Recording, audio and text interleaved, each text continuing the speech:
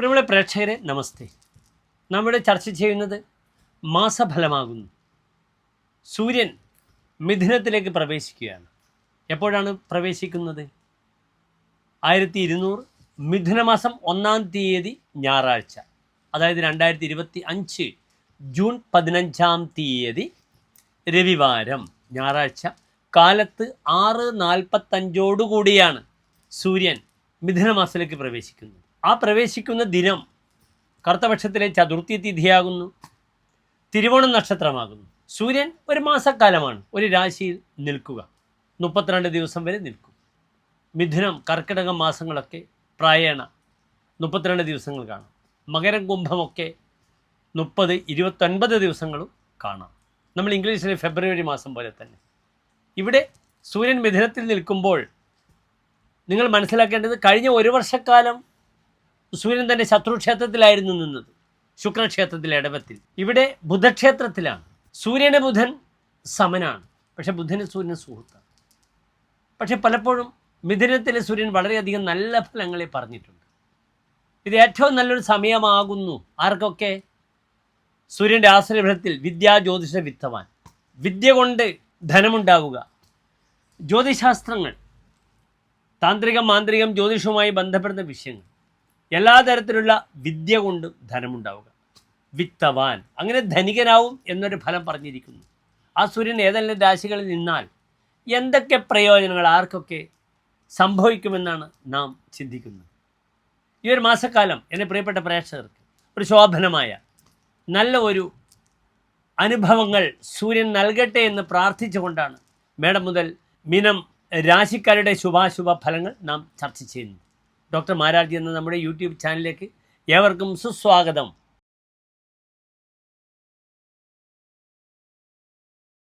കാർത്തിക നക്ഷത്രത്തിൻ്റെ അവസാനത്തെ 45 നാഴിക, രോഹിണി മകയിരം നക്ഷത്രത്തിൻ്റെ ആദ്യത്തെ 30 നാഴിക വരുന്ന 2.25 നക്ഷത്ര സമൂഹമാകുന്നു ഇടവം രാശി. ഇവിടെ ഇടവം രാശിക്കാർക്ക് സൂര്യൻ നിൽക്കുന്നത് 2-ാം ഭാവത്തിലാണ്.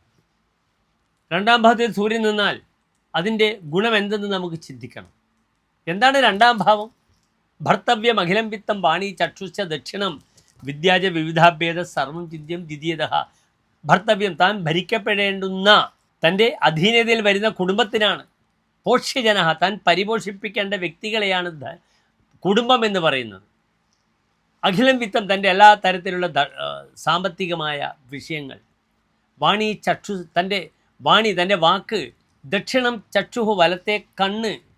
വിദ്യാജ വിവിധാഭ്യത, വിവിധ രീതിയിലുള്ള വിദ്യകൾ ചിന്തിക്കേണ്ടുന്ന സമയമാകുന്നു. ഒരു കാര്യം നിർബന്ധമായും പറയാം, ഈ 2-ാം ഭാവത്തിൽ സൂര്യൻ നിൽക്കുമ്പോൾ ആ സൂര്യന് ഏത് ഭാവത്തിൻ്റെ ആധിപത്യമാണ്? 4-ാം ഭാവാധിപത്യമാണ്. എന്താണ് 4-ാം ഭാവം? അമ്മ, അമ്മാമന്മാർ, സുഹൃത്തുക്കൾ, വാഹനങ്ങൾ, ജലത്തിൻ്റെ ഒഴുക്ക്, ജലം, സുഹൃത്തുക്കൾ, സൗഹൃദങ്ങൾ, ഇതൊക്കെയാണ് 4-ാം ഭാവം കൊണ്ട് ചിന്തിക്കേണ്ടത്. ഇവിടെ പ്രായണ സൂര്യൻ നിൽക്കുന്നത് 2-ാം ഭാവത്തിലാണ്. അത് 4-ാം ഭാവാധിപനാണ്. തൻ്റെ ഭൂമിയൊക്കെ ചിന്തിക്കേണ്ടുന്ന ഭാവമാണ്. വരാഹമിഹിര ആചാര്യൻ പറഞ്ഞ ഒറ്റഫലം മാത്രമേ ഉള്ളൂ. ഭൂരിദ്രവ്യോ നൃപഹൃതനി വക്തരോഗി ദിതിയെ. 2-ൽ സൂര്യൻ നിൽക്കുമ്പോൾ തൻ്റെ മുഖത്തിന് രോഗം വരും, കണ്ണുകൾക്ക് രോഗം വരും. ഭൂരിദ്രവ്യ, തനിക്ക് ധാരാളം ധനം കിട്ടും. നൃപഹൃതധനി, നൃപേന ഹൃതം ധനം യസ്യസഹ, രാജാവ് തൻ്റെ ധനം അപഹരിക്കുമെന്നാണ് ഫലം പറഞ്ഞിരിക്കുന്നത്. അതിനാൽ സർക്കാരുമായി ബന്ധപ്പെടുന്ന all machineries should be very careful. അനാവശ്യമായ വിവാദങ്ങൾ ഗവൺമെൻറ്റുമായി ഇല്ലാതെ ശ്രദ്ധിക്കണം.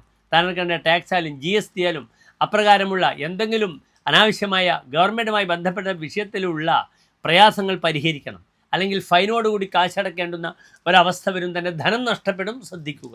വക്രരോഗി, മുഖത്തിന് രോഗമുണ്ടാകുമെന്ന് ഞാൻ പറഞ്ഞു. പ്രത്യേകിച്ച് വലത്തെ കണ്ണുകളെ വളരെയധികം ശ്രദ്ധിക്കണം. ഇവിടെ ചമത്കാര ചിന്താമണിയിൽ പറഞ്ഞിരിക്കുന്ന ഫലവും നിങ്ങൾ ശ്രദ്ധിക്കുക. ധനയസ്യ ഭാനുസ ഭാഗ്യാധികസ്യാത്. 2-ൽ സൂര്യൻ നിൽക്കുമ്പോൾ അയാൾക്ക് നല്ല ഭാഗ്യമുണ്ടാകുന്നു.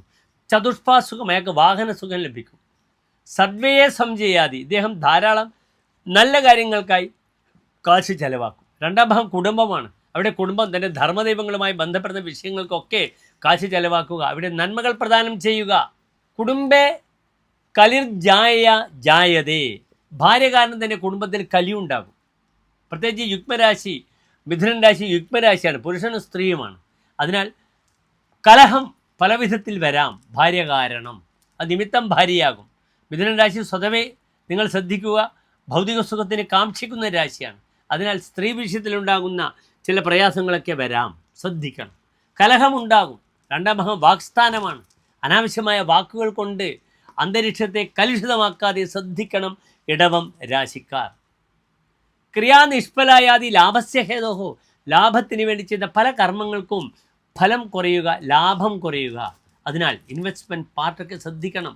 തനിക്ക് ന്യായമായ അർഹമായ ഒരു ധനലാഭം ഉണ്ടാകുന്ന വിഷയത്തിലേക്ക് മാത്രം ഇടവൻ രാശിക്കാർ ശ്രദ്ധിച്ച് നീങ്ങിയാൽ മതി. പിന്നെ ഞാൻ പറഞ്ഞു, 4ാം ഭാവാധിപനാണ്, പൂർവികമായ സ്വത്താണ്. 2ാം ഭാവത്തിൽ സൂര്യൻ നിൽക്കുന്നത്, സൂര്യൻ പാപഗ്രഹമാണ്. പാപേ വിത്തകതേ സ്വപൂർവ്വ നിജിത ദ്രവ്യക്ഷയ, തൻ്റെ പൂർവികനുണ്ടാക്കിയ ദ്രവ്യം, ധനത്തിൻ്റെ സമ്പത്ത് നശിച്ചു പോകുമെന്നൊരു ഫലം പറഞ്ഞിരിക്കുന്നു. ഭക്തരു മുഖത്തിന് രോഗം വരും. ഭർത്തവ്യാമയ, കുടുംബത്തിൽ കലഹങ്ങൾ, രോഗങ്ങളുണ്ടാകും. ദക്ഷിണ അമ്പകരുജഹ, വലത്തെ കണ്ണിന് രോഗങ്ങൾ ഉണ്ടാവുക. ദുഷ്ടോക്തി, അനാവശ്യമായ വാക്കുകൾ ഉപയോഗിച്ച് അന്തരീക്ഷത്തെ കലുഷിതമാക്കുന്ന അവസ്ഥ ഉണ്ടാകാം, ശ്രദ്ധിക്കണം. പാത്രക്ഷതി, വിഭവങ്ങൾ നശിച്ചു പോകുന്നു. ഇവിടെയും പലപ്പോഴും വിദ്യ പഠിക്കാൻ വളരെ നല്ലതാണ്. 2ാം ഭാഗം വിവിധ രീതിയിലുള്ള വിദ്യകളാണ്. അതിനാൽ ജ്യോതിഷം, മാന്ത്രികം, താന്ത്രികം, മറ്റ് വിഷയങ്ങളൊക്കെ പഠിക്കുന്നവർക്ക് ഈ ഒരു മാസക്കാലം വിദ്യയിലൂടെ വളരെയധികം വളരുവാനുള്ള ഒരു അസുലഭമായ ഒരു സന്ദർഭം ഇടവം രാശിക്കാർക്ക് ഈ സൂര്യൻ 2ാം ഭാവത്തിൽ നിന്നുകൊണ്ട് പ്രദാനം ചെയ്യും. ഓം നമഃശിവായ എന്ന പഞ്ചാക്ഷരി മന്ത്രം ജപിക്കുക, ആദിത്യ ഹൃദയ മന്ത്രം ജപിക്കുക. ഒരു വലിയ രീതിയിൽ തന്നെ ഈ സൂര്യൻ ഇടവൻ രാശിക്കാരെ പരിരക്ഷിക്കുന്നതാണ്. ഇൻവെസ്റ്റ്മെൻറ്റ് വളരെ ശ്രദ്ധിച്ചിട്ട് മാത്രം. നമസ്തേ.